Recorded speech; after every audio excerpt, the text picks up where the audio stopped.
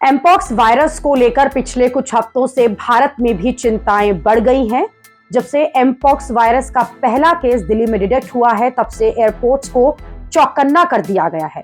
खासतौर पर Bangalore airport high alert पर है। वहां पर इंटरनेशनल पैसेंजर्स की स्क्रीनिंग हो रही है, सबका टेम्परेचर चेक किया जा रहा है। अफ्रीका के देशों से आने वाले पैसेंजर्स पर खास नजर है, क्योंकि एमपॉक्स ज्यादातर अफ्रीका के देशों में भी फैला है। अफ्रीका के देशों से आने वाले पैसेंजर्स को तब तक एयरपोर्ट से जाने नहीं दिया जा रहा है कि जब तक उनकी जांच जो है वो पूरी नहीं हो जाती। अगर किसी में एमपॉक्स जैसे कोई सिम्टम्स दिखते हैं तो उसे 21 दिन के लिए क्वारंटाइन में भेजा जा रहा है।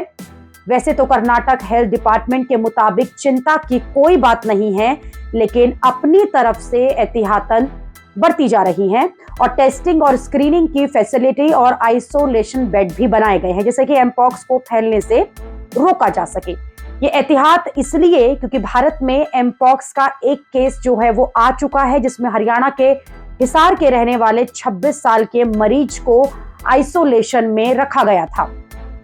सरकार के मुताबिक ये आइसोलेटेड केस है और मरीज जो है वो रिकवर भी हो गया है। इसमें एमपॉक्स के फैलने के चांस कम है, क्योंकि एमपॉक्स का एक दूसरे से संपर्क फैलता है, हवा से नहीं फैलता।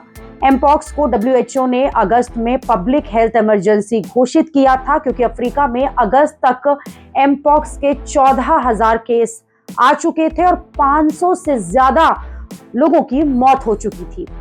एमपॉक्स के कई केस अफ्रीका के बाहर भी मिलने शुरू हुए, जिसके बाद सबकी चिंता जो है वो बढ़ गई थी, क्योंकि एमपॉक्स पहले जानवरों से इंसानों में फैला था, अब इंसानों से इंसानों में फैल रहा है। इन चिंताओं के बीच राहत की एक बात यह है कि एमपॉक्स की पहली वैक्सीन को WHO ने क्लियरेंस दे दी है और WHO के मुताबिक ये कोविड जैसा घातक भी नहीं है।